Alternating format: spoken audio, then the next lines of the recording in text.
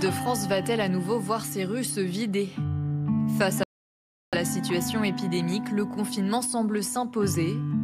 Pourtant, d'autres solutions ont été envisagées ces derniers jours, comme les transferts de patients vers d'autres régions. Mais ces évacuations sanitaires ont-elles tenu leurs promesses? Doucement. Faute de malades transférables, les TGV médicalisés qui devaient partir demain resteront finalement acquis.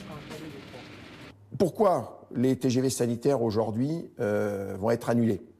Parce que nous ne trouvons pas de malades à mettre dans ces TGV. Il ne faut pas qu'ils soient trop graves, parce que c'est prendre un risque, mais il faut qu'ils soient suffisamment graves pour que ça vaille le coup de les transférer. Il ne faut pas qu'ils soient trop gros, parce que dans les TGV, qui ne sont pas un vrai train sanitaire, ils passent pendant les portes, et il faut l'accord de la famille. Ces 4 conditions aujourd'hui sont réunies pour très peu de malades.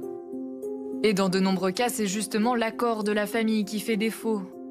Un exemple, au service de réanimation de l'hôpital Lariboisière à Paris, seul un patient sur 16 était suffisamment stable pour être évacué cette semaine.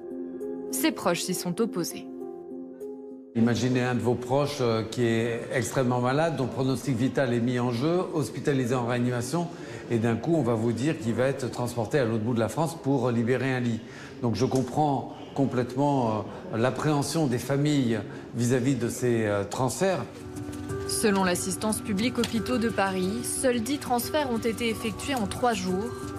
Un chiffre presque dérisoire, tant les besoins en lits de réanimation sont élevés dans les établissements franciliens.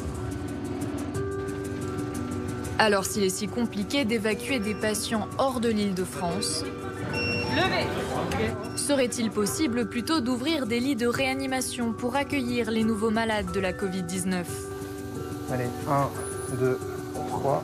Trop tard, selon certains médecins de la région.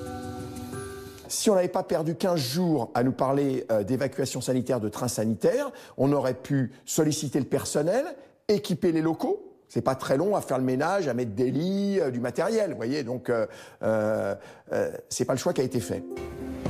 Si la situation dans les hôpitaux est trop tendue désormais pour y faire de gros changements, peut-on faire appel au service de santé des armées en renfort?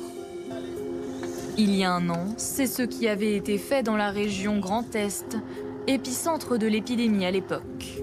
Un hôpital de campagne militaire avait été assemblé à Mulhouse, mais une telle construction prend du temps, même en situation d'urgence. C'est quelque chose qui se prépare, qui met un certain temps à être mis en place. Pour parler de l'élément militaire de réanimation à Mulhouse, que nous avions ouvert l'année dernière, il avait fallu à peu près une dizaine de jours pour monter cet élément. Surtout que ces structures ont des capacités limitées, insuffisantes pour répondre aux besoins de la région parisienne. 1100 personnes sont hospitalisées dans les services de réanimation franciliens.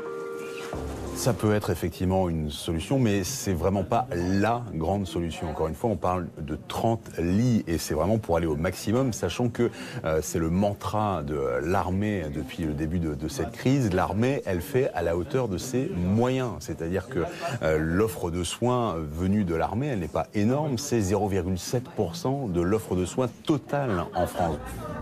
Pour l'heure, il n'y a qu'à Mayotte que le ministère des Armées a déployé des renforts.